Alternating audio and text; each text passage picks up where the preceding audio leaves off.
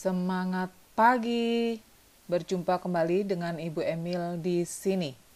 Kali ini kita akan membahas tentang histogram dan ogive. Apa itu histogram dan ogive?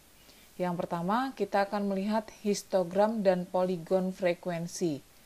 Misalkan kita punya sebuah daftar distribusi frekuensi seperti ini, yang terdiri dari hasil pengukuran, kemudian titik tengah, kemudian frekuensinya. Nah, bentuk ini bisa kita rubah ke dalam bentuk histogram. Apa itu histogram? Ini histogram adalah yang batang-batang ini seperti mirip diagram batang, tetapi yang membedakan adalah satu, batang-batangnya bergabung. Kalau di diagram batang dia terpisah, ini tergabung. Yang kedua, ada titik-titik tengahnya, ada keterangan titik tengahnya. Ini 123, 132 dan seterusnya yang diberi lambang dengan titik putus-putus ini.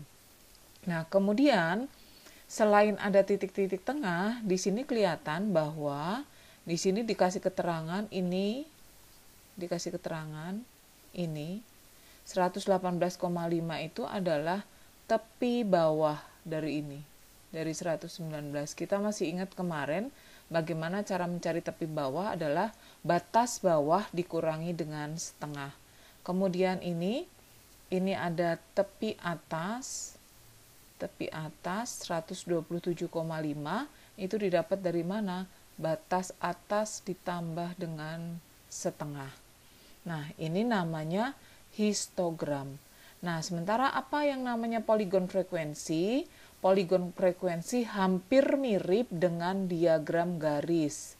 Nah, kalau dari poligon frekuensi ini syaratnya adalah menghubungkan antara titik-titik tengah. Jadi ini titik tengahnya, masing-masing titik tengahnya dihubungkan membentuk sebuah garis namanya poligon frekuensi. Jadi sekali lagi, yang bentuknya batang seperti diagram batang ini tetapi bergabung itu namanya histogram. Yang bentuknya seperti diagram garis itu namanya poligon frekuensi. Lanjut, berikutnya kita masuk ke ogive. Apa itu ogive? Ogive adalah tabel atau kurva yang didapat dari tabel distribusi frekuensi kumulatif kurang dari dan lebih dari. Patokannya juga masih tetap melihat dari tepi bawah dan tepi atas. Tapi saya tidak akan menjelaskan lebih detail bagaimana cara membuatnya, karena pada umumnya kita tidak diminta membuat ogive, tetapi menggunakan ogive itu untuk menentukan entah itu rataan, entah itu modus, atau yang lain. Nah, ini dari tabel distribusi frekuensi yang tadi, hasil ogive-nya seperti ini. Hampir mirip lagi dengan diagram garis. Yang membedakan apa? Ini ditentukan dari batas bawah dan batas atas. Terus yang membedakan lagi apa? Bentuknya mulus. Jadi garisnya itu membentuk mulus. Ada yang namanya ogive positif, yang ini cenderung ke atas. Kemudian yang satu lagi ogive negatif, cenderung menurun. Untuk ogive kurang lebih itu. Nanti lebih jelas kalau kita sudah masuk kepada bentuk contoh-contohnya. Berikutnya kita masuk ke bagaimana cara mencari rataan data kelompok. Waktu di SMP, kalian sudah belajar mencari rataan atau biasa disebut rata-rata, atau ada yang mengatakan min dari data tunggal. Di sekarang di SMA ini, kalian belajar bagaimana mencari rataan atau rata-rata dari data kelompok. Sebetulnya ada beberapa cara yang bisa dilakukan. Nanti saya akan memberikan 2 cara untuk mencari rataan data kelompok ini. Cara yang pertama, ini datanya masih sama dengan yang tadi, data distribusi frekuensi yang sebelumnya. Nah, ini kita disuruh mencari rataan data kelompok. Langkah yang pertama, kita cari titik tengahnya dulu atau XI-nya. Kita cari 119 ditambah 127 dibagi 2 itu 123. Kemudian kita lihat intervalnya di sini 119 sampai 127 itu ada 9. Maka kalau ditambahkan 9, 132, terus seterusnya sampai ini. Frekuensi sudah diketahui, sigma Fi itu artinya jumlah dari frekuensi semuanya itu adalah 40. Nah, untuk mencari rataan, ini dikalikan antara titik tengah dengan frekuensinya. Jadi 123 dikalikan 3 menjadi 369. 132 dikalikan 6, 729. Rumus untuk mendapatkan rataannya ini adalah sigma Fi kali Xi dibagi sigma Fi. Sigma itu artinya jumlah, sekali lagi. Sigma itu artinya jumlah. Nah, setelah kita kalikan satu persatu ini tadi, kemudian kita jumlahkan ketemu ini 5.874, kita bagi dengan 40, hasilnya 146,85. Tapi yang jadi masalah adalah, Bu, angkanya gede-gede banget, Bu, gitu. Nah, ini yang menjadi permasalahan. Nanti padahal biasanya kalau kita ulangan, kita tidak bekerja dengan kalkulator. Maka cara yang pertama ini sebetulnya kalau dikatakan sederhana iya, tapi kita bekerja dengan angka yang cukup besar, itu yang menjadi masalah gitu ya, angkanya sangat besar. Menjadi repot harus menjumlahkan segini banyak, mengalihkan satu persatu. Maka saya akan mengajarkan cara kedua yang menurut saya jauh lebih simpel dan lebih gampang. Kita tidak bekerja dengan angka yang besar, tapi akan menghasilkan hasil yang sama atau akurat. Oke, kita lihat, ini cara yang kedua. Cara yang kedua ini kita bisa menyebutnya sebagai cara coding. Cara coding. Coding atau pakai kode, bisa. Nah, keuntungannya ini tetap datanya sama dengan data yang tadi. Keuntungannya titik tengah yang dipakai itu tidak perlu semuanya. Nah, titik tengah yang digunakan adalah hanya ini. Kata kuncinya di kata ini. Frekuensi terbesar ada di angka 11. Maka yang saya butuhkan hanya ini. Ini. Kita akan menghitung titik tengah dengan frekuensi terbesar. Berarti titik tengahnya adalah 146 ditambahkan 154, kita bagi 2. Berapa itu? 300 ya. 300 dibagi 2 berarti sama dengan 150. Sudah, hanya ini yang dibutuhkan titik tengahnya. Yang lain nggak perlu dicari, Bu. Enggak. Ya. Ini dinamakan rataan sementara. Dilambangkan dengan X bar S. Ya. Ini orang membacanya bisa untuk lambang atau rumusan untuk rata-rata itu biasanya ditulis X, di atasnya dicoret, itu orang membacanya X bar. Nah, ini yang pakai S itu namanya rataan sementara. Didapat dari titik tengah frekuensi tertinggi. Boleh kalian nanti catat ya. Jadi X bar atau XS itu adalah didapat dari titik tengah dari frekuensi tertinggi. Ini frekuensi tertinggi. Nah, selesai sampai di situ, kita masuk ke coding. Bagaimana coding? Itu tetap paling dilihat dari frekuensi paling tinggi. Itu kita beri lambang 0, kita beri kode 0. Ke atasnya kemudian berkurang 1 menjadi min 1, di sini min 2, di sini min 3. Ke bawah 1, 2, 3. Tapi hati-hati jangan berpikir bahwa 0 itu selamanya posisinya ada di tengah. No, tidak gitu ya. Kebetulan frekuensi terbesarnya ada di tengah-tengah. Bisa jadi nanti misalnya frekuensi terbesarnya di sini, berarti nolnya di mana? Ya di sini, gitu ya. Berikutnya, di sini, nah kode tadi kita beri lambang CI, titik tengah diberi lambang XI, frekuensi diberi lambang ini, frekuensinya diberi lambang FI, ini XI, kalau kode diberi lambang CI. Yang di sini FI kali CI, tinggal kita kalikan. 3 kali min 3 berarti min 9. 6 kali min 2 itu berapa? Min 12. Yang ini min 10. Yang ini 0. Yang ini 5. Yang ini 6. Yang ini 6. Kalau kita jumlahkan, semuanya menjadi min 14. Ini dengan ini 12, 12 ditambah 5, 17, 17, jadi min 14. Nah, rumusnya seperti ini. X bar atau rata-rata itu adalah rataan sementara ditambah dengan sigma FICI. Sigma FICI itu ini. Sigma FICI dibagi sigma FI dikalikan C. C itu apa? Interval. Interval dari sini ke sini itu ada berapa sih? Ada 9. Nah, maka kita bisa mengatakan di sini rataan sementaranya tadi berapa? 150. 150 ditambah dengan sigma FICI-nya min 14 dibagi dengan sigma FI-nya adalah 40, intervalnya itu 9. Jadi interval itu sekali lagi dari 119, 120, 121, 122, 123, 124, 125, 126, 127. Ada 9. Maka ini kalau kita hitung, ini bisa menjadi dicoret jadi 20, ini dicoret jadi min 7. Maka kalau kita hitung 150 dikurangi 3,15. Hasilnya sama dengan 146,85. Sama dengan yang cara pertama tadi. Keuntungannya apa? Kita tidak bekerja dengan angka yang cukup besar, gitu ya. Itu.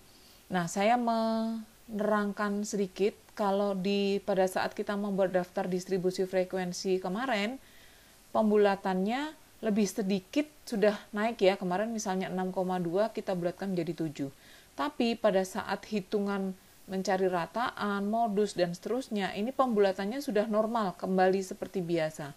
Maka kalau nanti dibulatkan ini menjadi 147 karena sudah 146,85.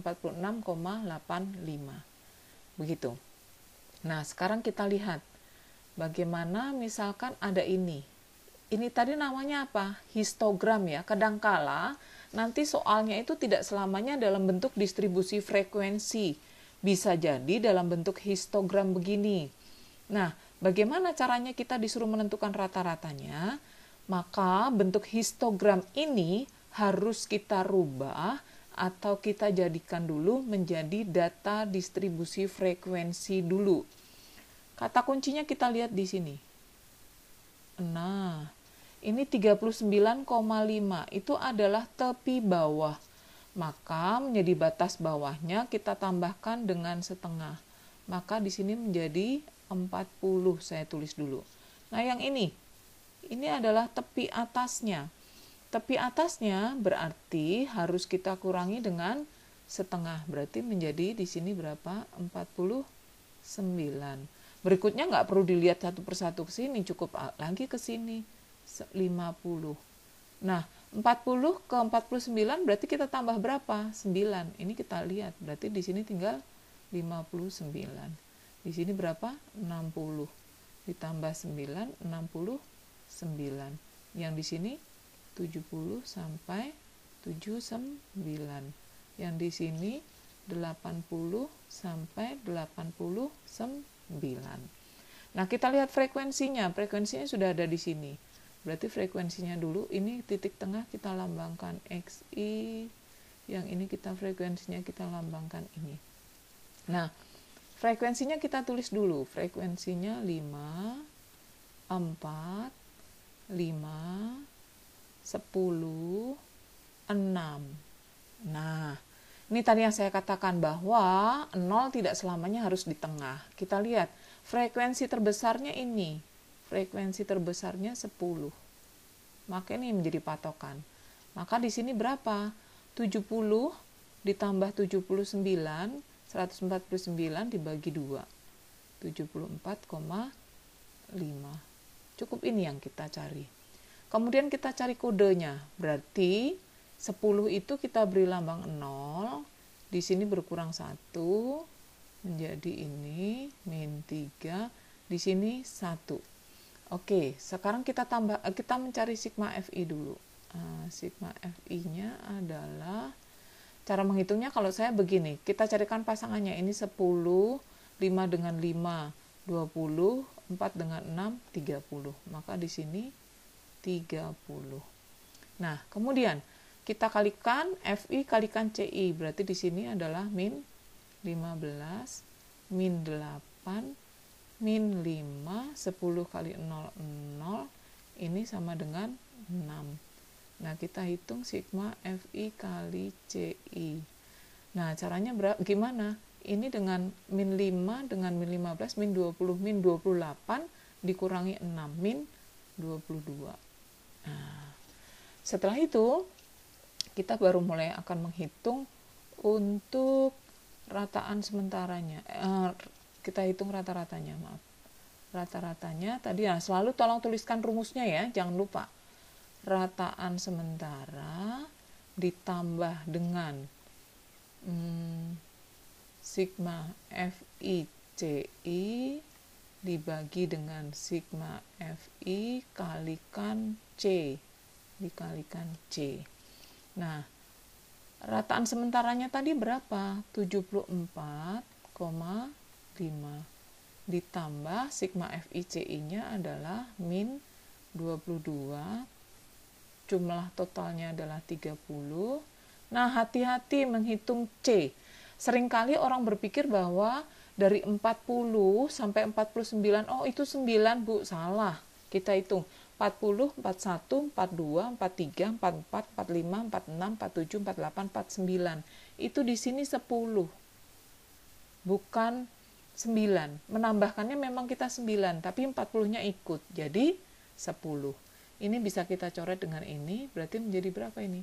3. Menjadi 74,5 dikurangi min 22 dibagi 3 itu min 7,3. Maka hasilnya adalah 67,2. Ini hasil yang diminta. Inilah rata-ratanya untuk histogram ini. Maka sekali lagi dirubah dulu dari histogramnya ke bentuk distribusi frekuensi. Oke, lanjut. Nah, sekarang kita masuk yang ini. Kita masuk yang berikutnya. Kita lihat bagaimana caranya kalau diminta bentuknya tetap histogram, tapi di sini tidak ada batas bawah, tidak ada batas atas. Yang ada adalah titik tengahnya. Nah, bagaimana caranya? Caranya, langkah pertama kita lihat ini. Kita lihat intervalnya itu. 47 dikurangi 42 itu intervalnya berapa? 5. Nah, caranya begini. Ini adalah titik tengahnya ya tadi. Maka kalau saya tulis titik tengahnya di sini 42, ada 5, maka saya bisa mengatakan di sini 41, 40, di sini berapa? 43, 44. Nah, berarti ini kan ya titik tengahnya. Nah, tadi ada 5. 5 dari mana, Bu? 47 dikurangi 42, itu ada 5. Dikatakan 42 adalah titik tengahnya. Maka dari sini saya bisa mengatakan bahwa kelas pertama itu intervalnya 40 sampai 44. Nah, begitu. Berikutnya nggak perlu lagi dilihat yang ini, sudah cukup. Tinggal di sini 45 sampai dengan 49. Nah, di sini berapa?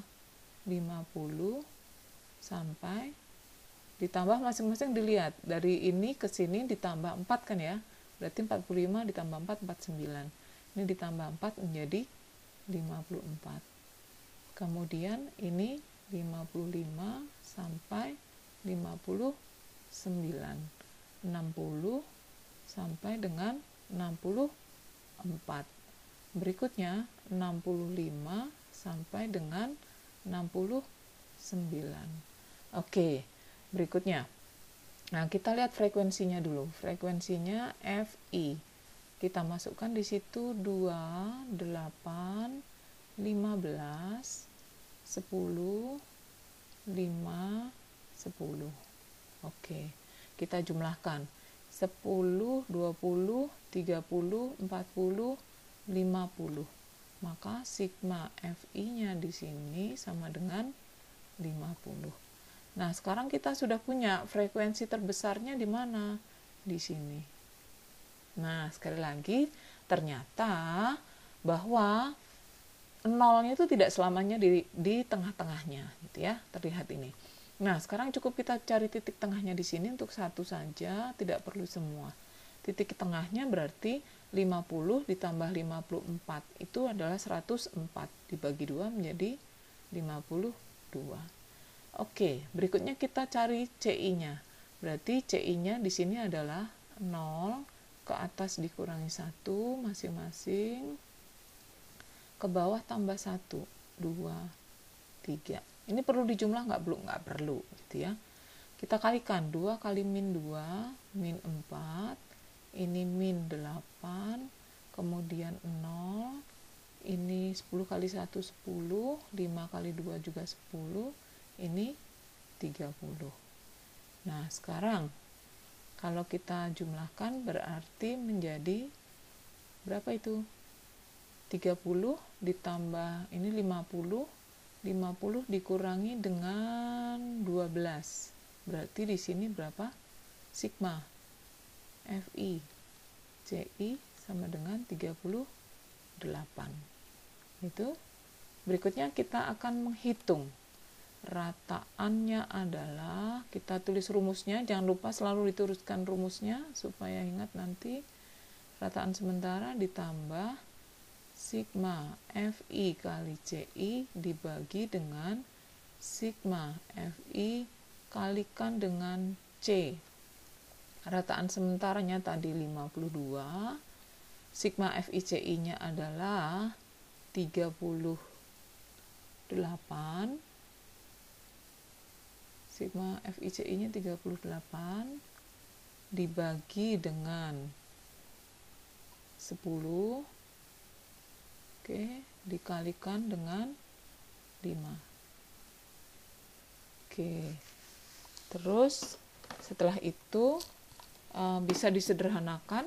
Ini disederhanakan berapa? Ini kok maaf dibagi 50, bukan dibagi 10, kok dibagi 50. Dibagi 50. Ini kita sederhanakan berarti menjadi berapa?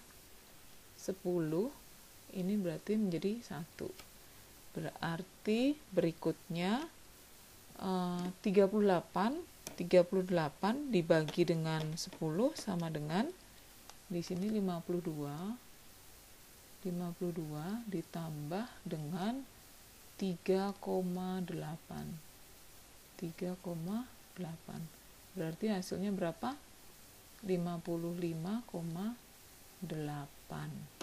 Nah, itu kurang lebih bagaimana caranya kita mendapatkan atau menghitung rata-rata dari distribusi frekuensi, bisa menggunakan cara yang pertama tadi atau pakai cara coding. Semoga ini cukup jelas, cukup membantu untuk mempermudah menentukan rata-rata dari suatu daftar distribusi frekuensi. Terima kasih atas perhatiannya. Kita kembali ketemu nanti untuk bahasan-bahasan yang selanjutnya. Tetap semangat!